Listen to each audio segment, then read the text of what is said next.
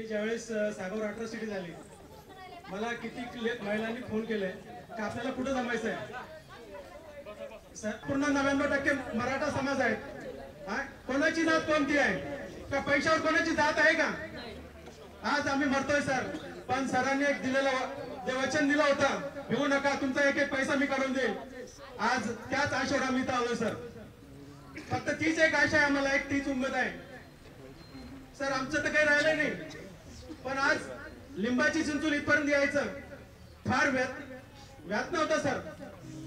आज मी ग्रामीणचं आहे, मी बघतोय इथपर्यंत यायचं कसं यायचं. ही आई का रडते, काय तिला आधार आहे? 70 वर्षाची आई आहे. काय शासनाने बघावं काय होतंय, कोणासाठी रडताय?